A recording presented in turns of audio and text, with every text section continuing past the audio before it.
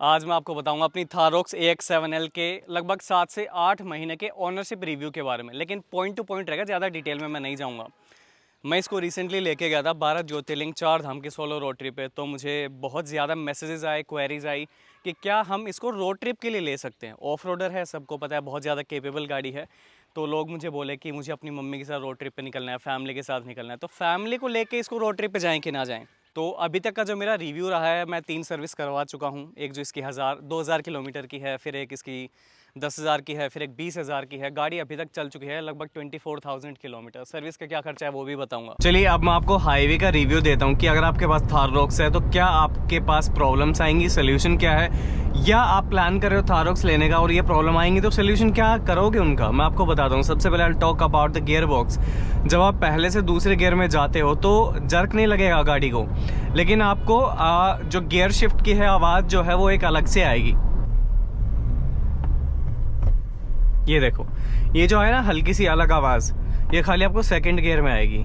लेकिन अगर आप जाते हो, मान लो मैंने अभी 4th में कर दी, मेरी स्पीड है 60-70 और अभी मैं डाल रहा हूँ इसको 5th गियर में, तो गाड़ी को जर्क लगता है। कई बार 5 और छठे गियर दोनों में लगेगा। इस प्रॉब्लम का सोल्यूशन ये है, जब आप इन गियर में शिफ्ट कर गए और क्लच छोड़ें तो रेस मत देना, आराम से क्लच छोड़ दो, आप रेस दे दो, फिर जर्क नहीं लगेगा। स्टीयरिंग अब पॉजिटिव में आपको बताता हूँ, बहुत एक्यूरेट है। स्टीयरिंग रोटेशन गाड़ी की बहुत ज़बरदस्त है। अगर धीरे धीरे स्पीड पे भी अगर मैं रेस भी नहीं देता हूँ, खाली क्लच भी अगर मैं छोड़ता हूँ, इसकी स्टीयरिंग रोटेशन बहुत अच्छी है। तो स्टीयरिंग बहुत ज़बरदस्त है गाड़ी का, उसमें आपको फीडबैक में, रिस्पॉन्स में कोई दिक्कत नहीं आएगी। इस गाड़ी को मैं 2 बार सर्विस सेंटर लेके गया, क्योंकि इस गाड़ी के स्टीयरिंग से ना कट कट की आवाज़ आया करती थी। मैं इस गाड़ी को अरुणाचल प्रदेश, आसाम, चाइना बॉर्डर, तवांग, वहाँ तक लेके जा चुका हूँ। अभी 12 ज्योतिर्लिंग की भी कर ली। तो पहाड़ों में जब मैं इसे लेके गया तो कट कट की आवाज़ ना बढ़ गई, वो अपने आप आया करती थी, फिर वो बढ़ भी गई। तो मैंने उनको काफ़ी बार सर्विस सेंटर में कहा कि इसका स्टीयरिंग कॉलम आप रैक चेंज कर दो। वो बोला चेंज हम नहीं करेंगे। तो 3 मेजर नट है इसके स्टीयरिंग कॉलम में। उसका टॉर्क बढ़ा दिया। पहले वो 50-55 न्यूटन मीटर पे टाइट था, उन्होंने बढ़ा के 70 to 75 न्यूटन मीटर कर दिया और अब वो आवाज़ चली गई है। उसके बाद मैं गाड़ी को 12-13 हज़ार किलोमीटर चला चुका हूँ। तो अगर आपकी रॉक्स में दिक्कत है तो खाली नट टाइट करवाइए, रैक चेंज कराने की ज़रूरत नहीं है। I talk about the clutch pedal. Vertically mounted है। अगर ट्रैफिक में बहुत ज़्यादा आप थाररोक्स को चलाने वाले हो, डीजल ट्रांसमिशन, पहले तो आपको मना ही करूँगा, ट्रैफिक में ज़्यादा चलने वाली है डीजल के साथ मजा ना, DPF इश्यूज आपको चौक होने के आएंगे ही आएंगे। दूसरा, आप डीजल गाड़ी है, क्लच थोड़ी सी हैवी आपको मिलेगी if you compare it with a petrol variant, तो आपको ये गाड़ी की क्लच परेशान कर सकती है। मैं थाररोक्स की बात नहीं कर रहा हूँ, लेकिन अब हैवी गाड़ी है, इतना तो आएगा। ट्रैफिक में बहुत ज़्यादा चलाने वाले हो, इसका टॉर्क कन्वर्टर ले लेना, यानी ऑटोमेटिक ट्रांसमिशन। बहुत एक्यूरेट है वो, बहुत स्मूथ है। आपको गियर शिफ्ट इतना बढ़िया है, वो ट्रांसमिशन फील भी नहीं होंगे गाड़ी गियर चेंज कर रही है। अब मैं आपको बताता हूँ इस गाड़ी के कुछ पॉजिटिव पॉइंट्स। नेगेटिव्स बताए, आप अपने हिसाब से देख लेना। हो सकता है नेगेटिव, मेरा नेगेटिव आपके लिए पॉजिटिव की तरह काम करे, मेरा पॉजिटिव आपके लिए नेगेटिव की तरह काम करे। तो मेरा ऐसा मानना है, इस गाड़ी के 19 इंच के जो टायर हैं सीएट के, ऑल्दो मार्केट में बोला जाता है, मैं भी बोलता हूँ कि सीएट के सबसे सस्ते टायर है मार्केट के, तो कहीं ना कहीं परफॉर्मेंस में थोड़ा सा कॉम्प्रोमाइज़ होता है। लेकिन ब्रेक्स शानदार, मतलब इसका ब्रेक असिस्ट इतना ज़बरदस्त है। अब भाई अभी जैसे मैंने 97 क्रॉस किया और मेरे सामने कुछ हल्का सा भी ब्रेक लूँगा तो ब्रेक लीवर की ट्रैवल, ब्रेक असिस्ट की वजह से हल्का सा भी बाइट लूँगा तो गाड़ी के ब्रेक्स इतने बढ़िया लगते हैं कि क्या ही बताऊँ बात। 4 डिस्क ब्रेक हैं, बहुत शानदार ब्रेकिंग इस गाड़ी की है। मुझे ब्रेकिंग में कभी नहीं लगा कि गाड़ी के टायर्स साथ नहीं दे रहे हैं या ब्रेकिंग सिस्टम साथ नहीं दे रहा है या स्किड मार रही है, कभी नहीं हुआ मेरे साथ। एक्सीलेटर में कोई दिक्कत नहीं है, ठीक है। एक दिक्कत है, जितना ज़्यादा दबाओगे उतना ज़्यादा तेल पिएगी। माइलेज अगर मैं बात कर लूँ, 11,000 किलोमीटर की 12 ज्योतिर्लिंग 4 धाम ट्रिप से मैं वापस आया हूँ, उसमें इसने 12.5 की माइलेज दी है। मैक्सिमम इस गाड़ी से मैंने निकाली 15.8 की हाईवे पे, when I was cruising at 80 kmph। ये इसकी बेस्ट माइलेज मैंने आज तक की निकाली है, इससे ऊपर ये गाड़ी आपको नहीं देगी। अगली एक चीज़ मैं बात करने वाला हूँ इसके विंड नॉइज़ की। जैसे ही आप मान लो 85-90 क्रॉस करोगे, आपको काफ़ी ज़्यादा जो है विंड नॉइज़ आएगी। सुनो, एक ही सोल्यूशन है, अपने म्यूजिक ऑन कर लो। दूसरा, इस गाड़ी में कोई जो है इलाज नहीं है विंड नॉइज़ का, ठीक है। तो आप एक ये चीज़ कर सकते हो। जो है इसका फ्रंट ग्लास है, अकोस्टिक है, यानी इसके NVH लेवल अच्छे हैं। बाहर आप गाड़ी बैठिए, दरवाज़ा खोलिए, ट्रैफिक की आवाज़ सुनिए या विंडो नीचे करके आवाज़ सुनिए और आप दरवाज़ा गाड़ी का बंद करिए, विंडो ऊपर करिए, आपको इतना डिफरेंस फील होगा ना कि ये गाड़ी कितना साइलेंट है। आपको इसके इंजन की रोर कभी नहीं फील होगी, सुनाई नहीं देगी, इतना साइलेंट है गाड़ी का कैबिन। बस एक विंड नॉइज आती है, उसका सोल्यूशन मैंने आपको बता दिया। और जब आप ऐसे टूटे फूटे ख़राब रास्तों में निकलते हो तो इसका सबसे, मैं कहूँगा थार रॉक्स का सबसे बड़ा निगेटिव ही यही है, बहुत ज़्यादा उछलती है, जंप करती है, टेढ़ी मेढ़ी हो जाएगी, हाईली अनस्टेबल गाड़ी है। मैं आपको बता देता हूँ, मैंने आज तक जितनी लंबी छोटी बड़ी मोटी गाड़ियाँ चलाई हैं, सबसे ज़्यादा अनस्टेबल जो है वो थार रॉक्स है। इतनी ज़्यादा बम्पी राइड है, मतलब मैं क्या ही बताऊं। जब भी ख़राब रास्ता, मेरा माथा ठनक जाता है कि अब ये उछलेगी और मैं पूरा हिल जाऊंगा। आप जितनी मर्जी सीट बेल्ट लगा लो, इधर उधर गिर ही जाओगे। गुजरात की मैं क्लिप डाल रहा हूँ, ट्रिप का मेरा हिस्सा है, और इतना ज़्यादा मैं हिल रहा था उसमें, मतलब आप स्टेबल नहीं बैठ सकते। आपकी फैमिली कभी भी अप्रिशिएट नहीं करेगी आपकी चॉइस को, अगर आप थार रॉक्स को गाँव में टूटे फूटे रास्तों में गड्ढों में स्पीड ब्रेकर पर अगर लेके गए और हल्की सी स्पीड पर निकल गई। अगर आप 10 की स्पीड पे भी निकाल दोगे ना गड्ढों में, जो थोड़े बड़े गड्ढे हैं, मतलब हिला के मार देगी गाड़ी पूरा। और ऐसा है कि अगर ब्रेकर आ गया आपके सामने और मान लो हल्की सी टेढ़ी उतर गई, इतनी भी हल्की उतर गई, तो पूरा मतलब इधर उधर गाड़ी अनस्टेबल है, कहीं घुस भी सकती है गाड़ी। उस वे में मैं इस गाड़ी को अनस्टेबल कह रहा हूँ। ये इसका सबसे बड़ा ड्रॉप है कि इसके सस्पेंशन, ठीक है मैं मानता हूँ ऑफ रोडिंग गाड़ी है, थोड़ा सा सॉफ्ट होता है, लेकिन इतना नहीं कि यार मतलब गाड़ी को अगर तुम 100-110 पे चलाओ, कट मार दो थोड़ा सा तो पूरी अनस्टेबल हो जाए, अचानक ब्रेकर आ जाए तो अनस्टेबल, उछल जाती है ब्रेकर के ऊपर पूरा गाड़ी। मेरे साथ हुआ है 1-2 बार, इसलिए मैं बता रहा हूँ। इस गाड़ी में आप कट ना मारें ज़्यादा, जैसे मेरी आदत थी कट की ब्रेजा चलाने के बाद, वो मैंने काफ़ी हद तक कंट्रोल करी है थार चलाने के बाद, क्योंकि इसमें नहीं लगेंगे। अगर मैं ऐसे भी मार दूँ, ये देखो गई ना पूरी बार, और ये सिर्फ मैंने 94 पे मारा है, तो ये मैंने काफ़ी हद तक कंट्रोल किया। वहाँ पे गाड़ी ग्रिप खो के स्किड करके जा सकती है कहीं भी, तो आप इस गाड़ी को ओवर स्पीड ना करें। और इसकी मैक्सिमम स्पीड जो मैंने आज तक अचीव की है दैट इज़ 168, 168, 170 के पार ये गाड़ी नहीं जाने वाली है, क्योंकि डीजल गाड़ी है। 180 तो इसके मीटर में टॉप स्पीड है, उससे ऊपर तो वैसे भी गाड़ी नहीं जाएगी। और आपको पता है गाड़ी में मीटर में जो लिमिट है गाड़ी कभी पुश नहीं करती है, तो 170 इस गाड़ी की टॉप स्पीड है। लेकिन considering it's an off roading car, इसका बॉडी डायनामिक्स आप देखो, ये गाड़ी भगाने के लिए नहीं है। This is a hardcore off roading car. तो आप इससे सेडान वाली स्टेबिलिटी और एक स्पोर्ट्स कार वाली परफॉर्मेंस एक्सपेक्ट ना करें। हाँ, अगर खराब रास्तों में ऑफ रोडिंग के लिए उतार दी तो इसका कॉम्पिटिशन नहीं है, किसी गाड़ी को अपने सामने नहीं टिकने देगी, एटलीस्ट इस बजट में। या आप 50 लाख तक की गाड़ी में ले जाओ, आगे फिर रूबिकॉन ही आती है, या काफ़ी हद तक जो है गुरखा है, वैसे कोई गाड़ी को टिकने नहीं देगी अपने सामने। आप देखो जैसे ये है तो पूरी उछल के निकलती है।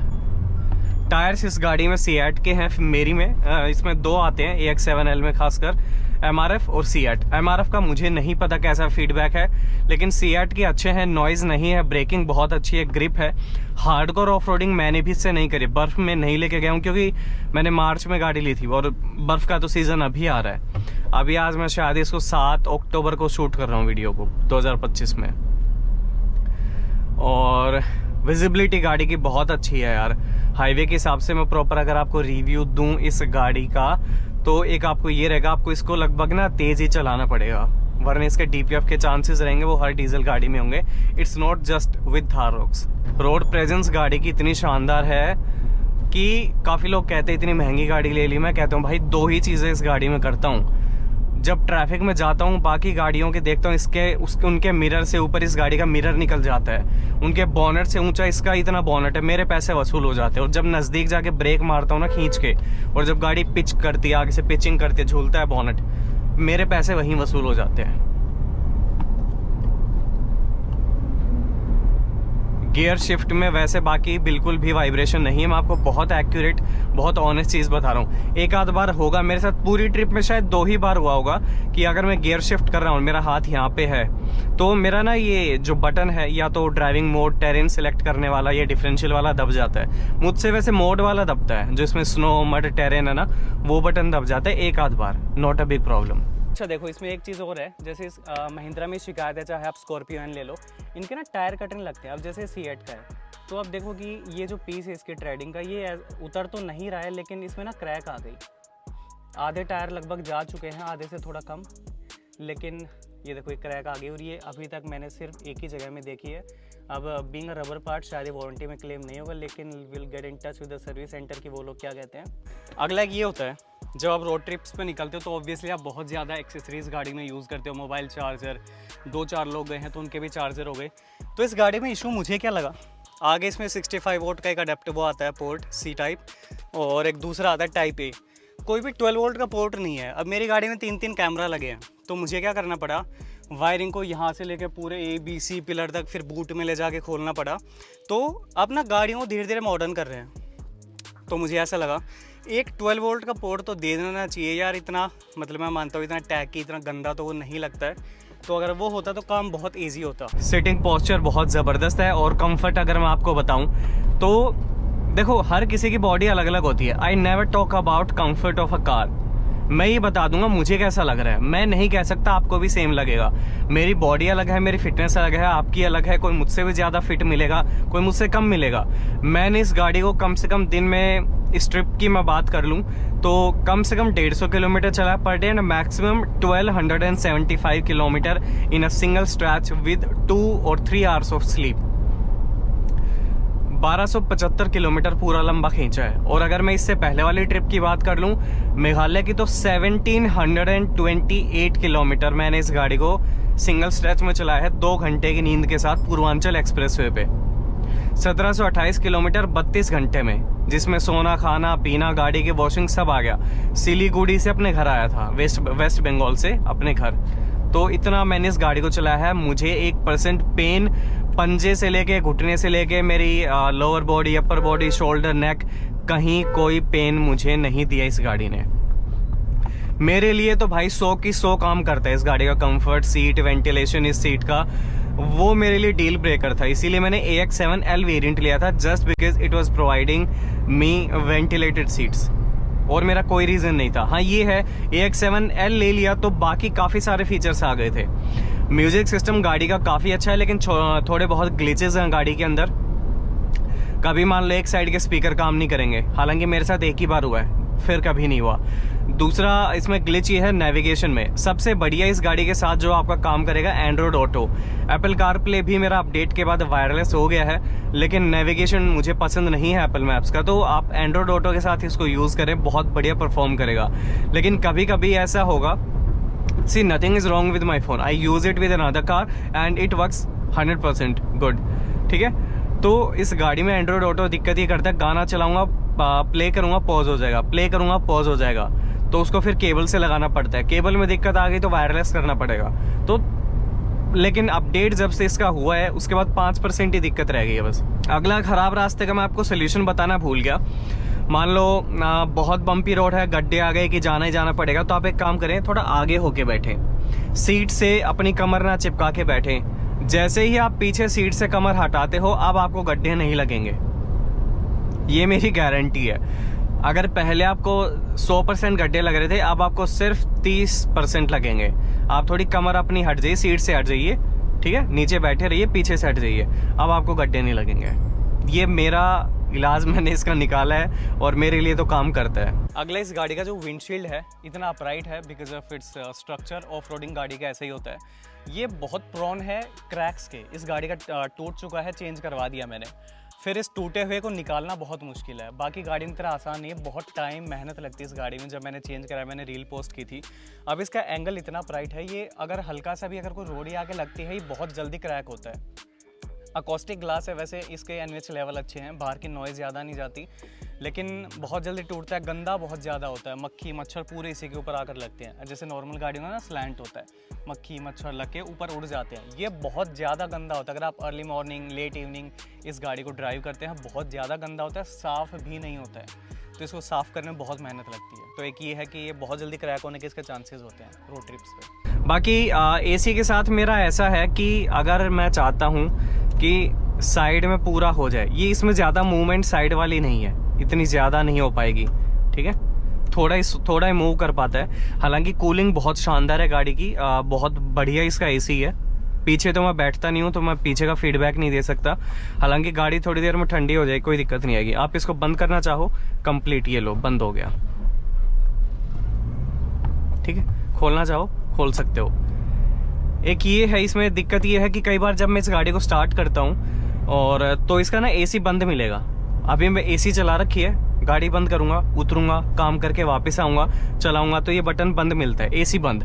मैं ही सोचूं यार एसी चल रही है, ठंड क्यों नहीं कर रही। फिर देखता हूँ एसी का इसका कंप्रेसर ही बंद है, फिर कंप्रेसर चलाता हूँ। और पहाड़ों में जब मैं इसे लेके गया तो ये दिक्कत आ रही थी। अब पहाड़ों में एसी तो हम यूज़ करते नहीं है, डिफोगर भी बंद है, एसी भी बंद है, लेकिन इन एसी वेंट्स में से गर्म हवा आ रही है। मेरा फैन बंद है, compressor, everything is not working, मतलब मैंने बंद कर रखा है, नॉट फंक्शनल दैट टाइम। तो फिर भी इनमें से गर्म हवा आ रही है, मैं ऑफ कर दूंगा तब भी आ रही है। ठीक है, तब तो ये थोड़ी सी इसमें ग्लिच है, करती है दिक्कत गाड़ी, देखो इनमें।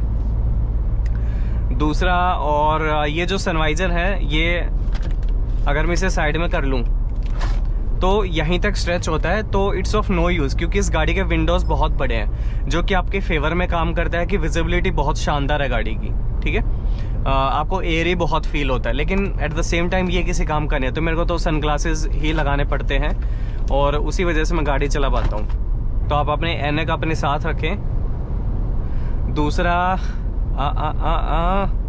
और कोई ग्लिच तो भाई भगवान की दया से मेरी गाड़ी में नहीं आया, ना इंफोटेनमेंट से रिलेटेड, ना मेरी टच स्क्रीन से रिलेटेड। एक दो बग्स थे, वो मैंने आपको बता दिया है। अगला नेगेटिव मुझे काफ़ी ज़्यादा इस गाड़ी में लगा, ऑल्दो मैं उस फीचर को ज़्यादा यूज़ नहीं करता हूँ।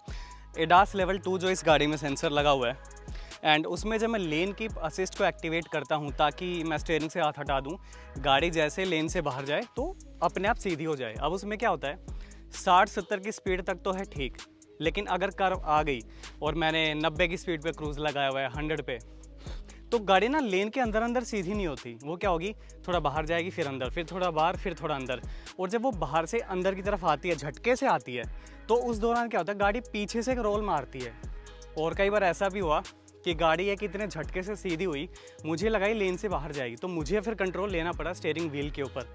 ऑल्दो इसके एडास का जो फीचर है ऑटो इमरजेंसी ब्रेकिंग, बहुत अच्छे से काम करती है। हालांकि इसके सारे फीचर्स मैंने एडास के बंद करे हुए, मैं यूज़ नहीं करता हूँ, लेकिन अगर आप यूज़ करने वाले हैं तो इससे XUV 700 वाली एक्यूरेसी एक्सपेक्ट मत करना। वायरलेस जो आपका चार्जर है काम नहीं करता है, ना के बराबर है, किसी गाड़ी का ठीक से काम नहीं करता है, खाली दिखावे वाली चीज़ है। मैं तो इसको यूज़ ही नहीं करता हूँ। ठीक है, आप भी इसको ना, ये मतलब इस पर रखा रहेगा फिर भी डेड होता रहेगा। 65 वोट का मैं चार्ज करता हूँ, लेकिन 65 वोट में ऐसा है कि मेरा एप्पल का जो फ़ोन है, मान लो 12 Pro है, इसको तो ये बढ़िया तरीके से चार्ज करता है यूजिंग ओरिजिनल कॉर्ड जो केबल है। लेकिन अगर मैं उसी में ओरिजिनल अगर अपना OnePlus चार्ज करूँ, उसको हीट इतना कर देगा लेकिन वो चार्ज नहीं होगा। ये मेरे ख्याल से फ़ोन के ऊपर है कि वो कितना सपोर्ट कर रहा है फास्ट चार्जिंग को। ये नहीं कर रहा होगा। वॉप चार्ज वैसे तो ये सपोर्ट करता है, वॉप चार्ज वाला है, फास्ट चार्जिंग को सपोर्ट करता है, लेकिन इसकी 65 को नहीं करता है। और इसमें ये चीज़ अच्छी है कि वॉल्यूम का पूरा भाई ये है तो मेरे को टच पे डिपेंडेंट होने की ज़रूरत नहीं है, या फिर इन बटन्स पे तुरंत अपना बंद ऑन करो।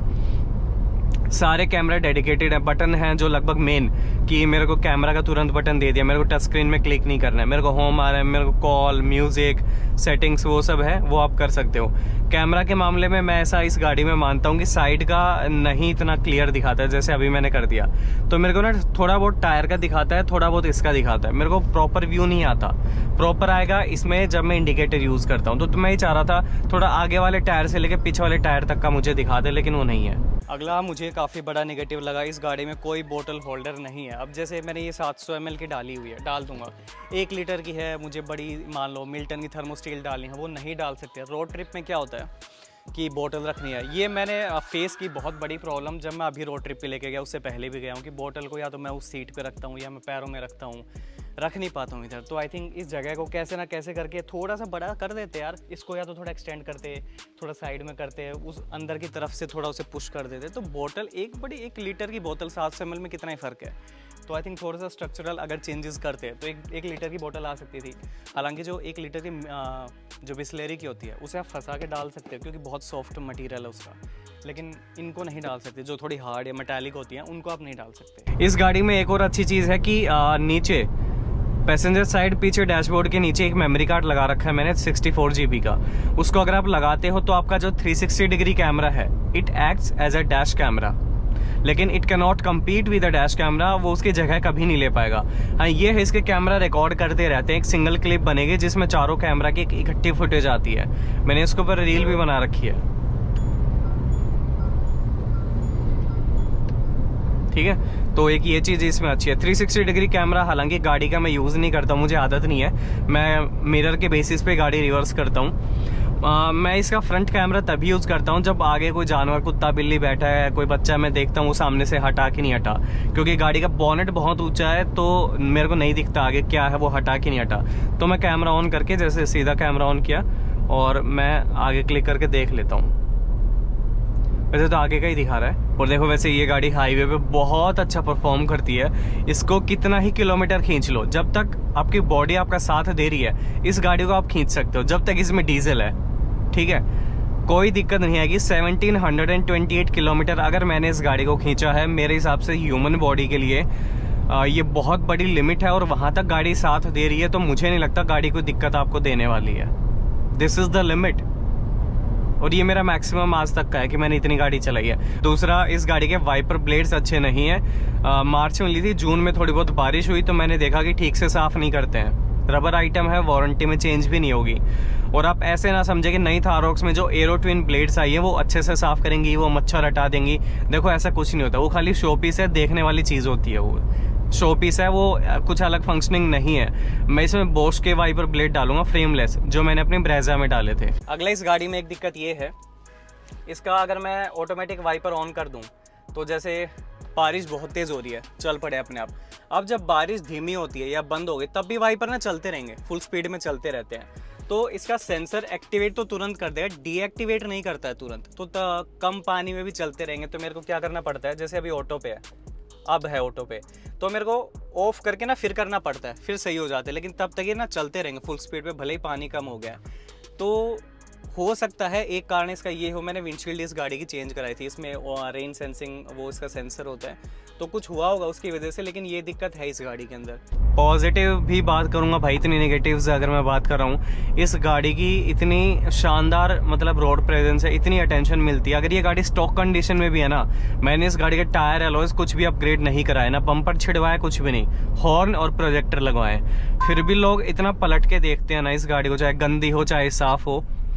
तो वो चीज़ मेरे लिए तो देखो यार काफ़ी अच्छी लगती है, मेरे लिए तो चीज़ काम करती है। मुझे बड़ा अच्छा लगता है जब लोग गाड़ी को मुड़ के देखते हैं।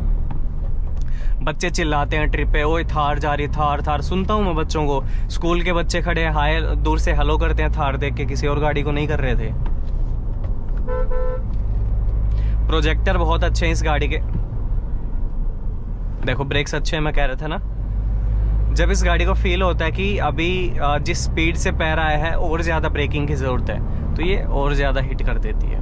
मिरर्स बहुत बड़े हैं भाई, गाड़ी को आपको बढ़िया व्यू मिलता है। मेरा देखो मेन टॉपिक ये था इस वीडियो को बनाने का कि ट्रिप के बाद मेरे को बहुत ज़्यादा डाउट्स आए कि क्या ये गाड़ी रोड ट्रिप्स के लायक है। बिल्कुल लायक है। ख़राब रास्तों में चलाओगे तो उछलेगी बहुत, आराम से निकालना। सीधा रास्ता है तो इस गाड़ी की होड़ नहीं है, अपना 100 की स्पीड तक चलाना। उसके बाद ये गाड़ी कट मारोगे तो स्टेबल नहीं है। वैसे इस गाड़ी की मैं कहूँगा मैक्सिमम लिमिट 120 है, जिसके बाद इस गाड़ी को चलाना सेफ बिल्कुल भी नहीं है।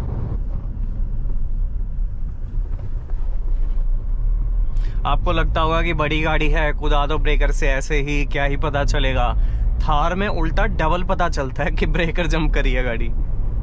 और इस गाड़ी में इतनी जान है, आप अगर इसका 4x2 वेरिएंट भी लोगे और अगर आप इसको इंडिया में कहीं भी ले जाओ, एक्सट्रीम कंडीशंस में मत लेके जाना कि स्नोफॉल हो रखा है, ब्लैक आइस है, वहाँ पे 4x2 को लेके जा रहे हो, या चट्टान पे चढ़ा रहे हो, वहाँ 4x2 नहीं। एक आम इंसान जो नॉर्मल कंडीशन में चलाता है, आप इसका 4x2 वेरिएंट लेके जाओ, कहीं भी आपको डिसअपॉइंट नहीं करेगा कि गाड़ी में जान नहीं है। मैंने ये गाड़ी इतनी चला ली है कि मुझे कहीं भी नहीं लगा कि मेरे को 4x4 लगाने की ज़रूरत है। वो अलग बात है, मैंने जानबूझ के फंसाई है, चट्टान पे चढ़ा रहा हूँ ऊबड़ खाबड़ के, चलो चेक करते हैं गाड़ी ली है तो 4x4। अदरवाइज आप इस गाड़ी का 4x2 लें, आप निश्चिंत रहेंगे, गाड़ी में इनफ टॉर्क है। एक इस गाड़ी का वाइट इंटीरियर काफ़ी ज़्यादा लोगों के लिए प्रॉब्लम है। देखो मेंटेन करने के ऊपर है। मेरी गाड़ी कहीं से भी गंदी नहीं है, गंदी होती है तुरंत मैं साफ़ करता हूँ। मुझे वाइट कलर ही इस गाड़ी में चाहिए था, तब मोका ब्राउन था लेकिन इतना अवेलेबल नहीं था। मुझे वैसे ही वाइट गाड़ी चाहिए थी कि जब बाहर से मैं देखूँ अंदर वाइट लाइट ऑन है, वाइट इंटीरियर है, एलईडी में सारी लाइट्स हैं गाड़ी की, तो बहुत अच्छा मुझे इस गाड़ी का इंटीरियर स्पेसियस लगता है। वाइट, इस आइवरी वाइट नाम है इस कलर का। मोका ब्राउन में वो मुझे फील नहीं आती, तो मुझे वाइट कलर बहुत अच्छा लगता है। बाकी आप देखना कि आप किस हद तक गाड़ी को मेंटेन कर सकते हो। इस गाड़ी में दिक्कत ये है, फ्यूल लीड जैसे ये लूज़ है काफ़ी, ठीक है, ये आवाज़ है। और अगर इसको आप अंदर से खोल भी देते हो, मैं बताता हूँ। अब देखो इसमें कई बार इशू ये आता है, अभी तो ये खैर मैंने थोड़ा 2-3 बार इसे दबाया तो ठीक हो गया। कई बार ना खुलता नहीं है, थोड़ा बहुत खुलेगा। मैं जितनी देर में अंदर से उधर गया आता हूँ, फ्यूल पंप वाला कहेगा अरे खुला नहीं भैया, वो वापस दबा देता है, तो फिर से बंद, मुझे फिर जाके फिर अनलॉक करना पड़ता है। तो कई बार हल्का ही बाहर आता है, फिर सिक्के से खोलना पड़ता है। तो थोड़ा सा वो इशू है, कभी काम कर जाएगा कभी नहीं करेगा। मैंने आपको drivers point of view, passenger point of view से दोनों चीज़ें बता दी हैं। इस गाड़ी में ये साइड का स्लाइडिंग आर्मरेस्ट नहीं है, तो शायद एक दिक्कत हो सकती है पैसेंजर के लिए, अगर उसको आर्मरेस्ट की आदत है। मुझे आदत है, मेरे लिए स्लाइडिंग है, स्पेस इसमें अच्छा खासा है। और बाकी देखो ड्राइवर्स के लिए तो यही चीज़ें होती है, suspension, seat comfort, ABC pedals, gear box, steering, वो चीज़ें मैंने आपको खुल के एकदम समझा दी हैं कि ये गाड़ी कैसी है।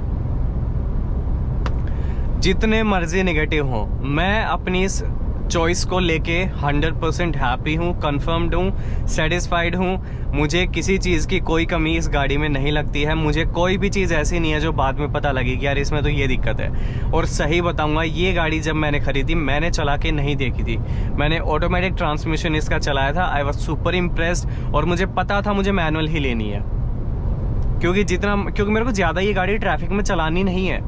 मुझे पता था मेरे को खाली टूरिंग के लिए रखनी है। नज़दीक सिटी ट्रैफिक में कहीं जाता हूँ, ब्रेजा लेकर जाता हूँ अपने गांव में, और टूरिंग के लिए, हाईवे के लिए थार लेके जाता हूँ, तो डीपीएफ के इश्यूज़ आएंगे नहीं।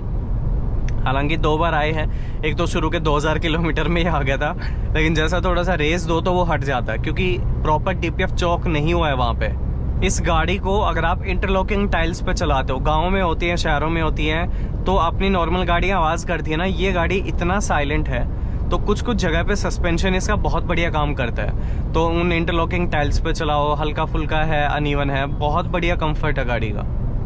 लेकिन दिक्कत वहाँ देती है जहाँ पे गड्ढे हैं, ऊंचे ऊंचे ब्रेकर है मल्टीपल। थोड़ा सा भी टेढ़ा ब्रेकर पे उतार दिया तो मतलब आप इधर के उधर गिर सकते हो। बहुत स्टेबल हो के बहुत स्टीयरिंग को टाइट पकड़ के बैठना पड़ता है। तो ये था मेरा रिव्यू अपनी Mahindra Thar rocks AX7L diesel manual 4 wheel drive के ऊपर। मैंने डिटेल में आपको सब कुछ बता दिया, इस गाड़ी के पॉजिटिव्स बता दिए, इस गाड़ी के नेगेटिव्स बता दिए। देख लेना आपके हिसाब से कैसी गाड़ी है। मैं आपको इसका क्रक्स दे देता हूँ वीडियो का, मतलब मैं निचोड़ दे देता हूँ पूरा। हाईवे पे चलानी है, ख़राब रास्तों पे अगर नहीं जा रहे हो, इस गाड़ी की होड़ नहीं है, इसकी टक्कर नहीं है।